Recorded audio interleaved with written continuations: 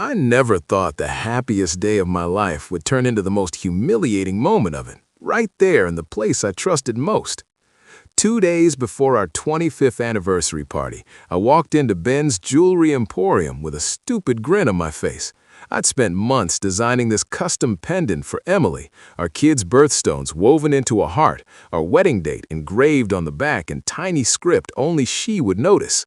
I'd paid extra for the rush job because I wanted it perfect. The bell above the door jingled like it always did, and I called out, "Ben, you got my surprise ready?" Silence from the front. Then I heard her laugh, low, breathy, the one she used to make just for me back when we were young and stupid in love. It came from the back office, followed by his voice, my best friend's voice. God, Em, once he hands over that thing, we pawn it and we're set. He's so damn clueless, always has been. 25 years and the guy still thinks you light up for him. My stomach folded in on itself.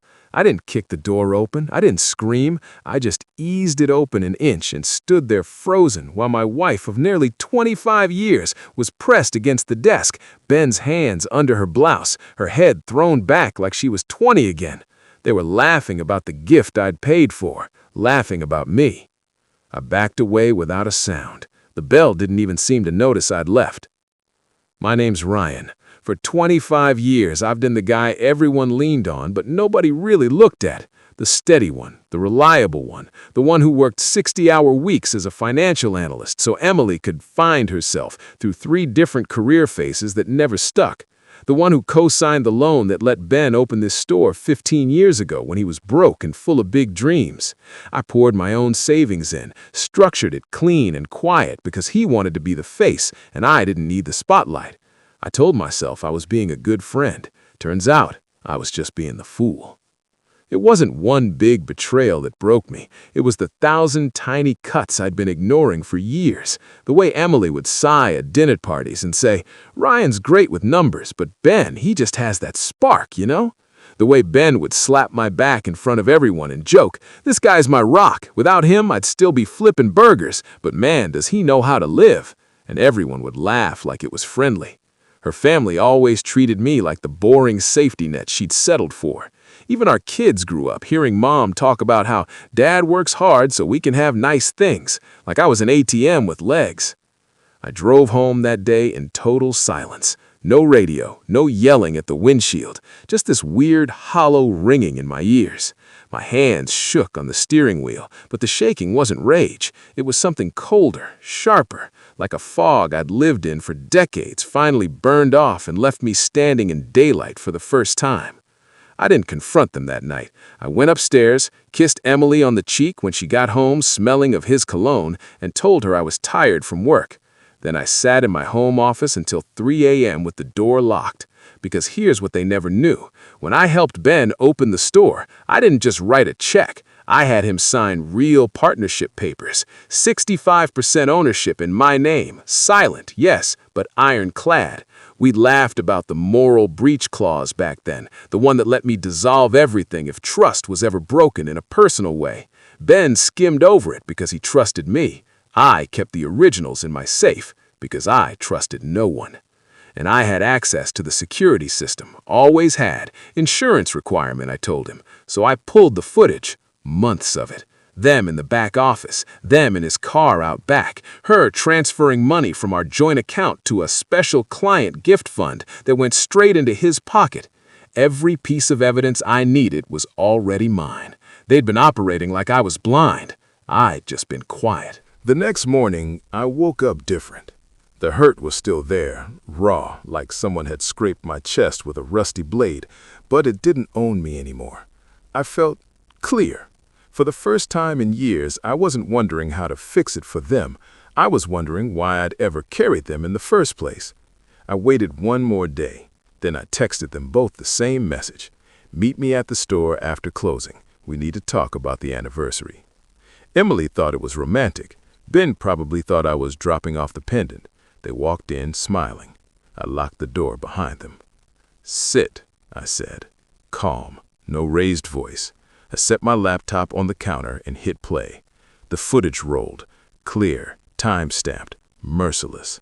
Emily's face went the color of old paper. Ben's mouth opened, but nothing came out. I slid the partnership agreement across the glass. 65%, Ben. Always has been.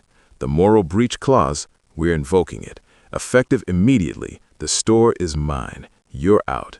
All accounts frozen. Suppliers already know to contact me directly.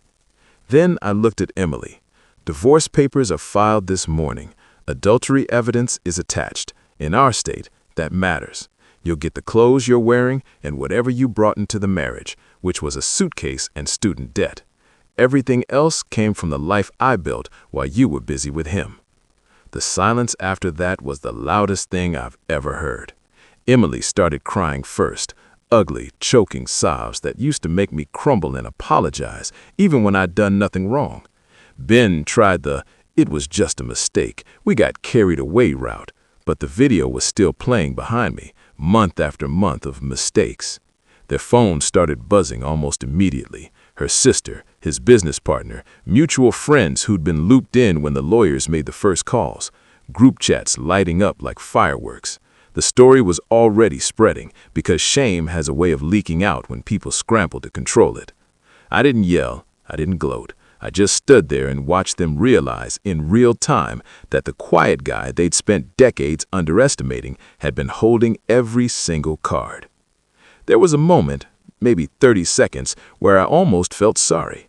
The old Ryan flickered, the one who'd spent years swallowing insults so everyone else could feel big, the one who'd convinced himself that love meant carrying people who never carried him back. But then Emily looked up at me with those same eyes that used to melt me and whispered, "Ryan, please, after 25 years." And something inside me finished settling into place. I didn't owe her softness anymore. I didn't owe either of them protection from the consequences they'd built themselves.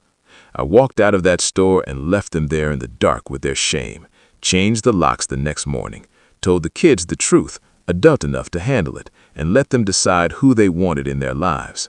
Most chose the parent who hadn't been planning to pawn their father's anniversary gift. Ben lost the store within weeks. Suppliers pulled out, clients followed the drama on local social media, and the bank called in the remaining loan I'd quietly guaranteed. Last I heard, he was selling watches at a kiosk in the mall. Emily moved in with her sister, then bounced between friends until the invitations dried up. Her family stopped calling me to mediate. They started calling to apologize. I kept the store, rebranded it quiet and clean. No more back office secrets. Business tripled once people knew the real owner finally stepped up. I sold the big house, bought a smaller place with a view of the mountains I'd always wanted but never fought for. Started dating again, not to replace her, just to remember what it felt like when someone saw me instead of what I could provide. I didn't destroy them. I simply stopped carrying them, stopped shielding them from the weight of their own choices. The quiet one was never weak. He was just waiting for the moment he finally set the load down.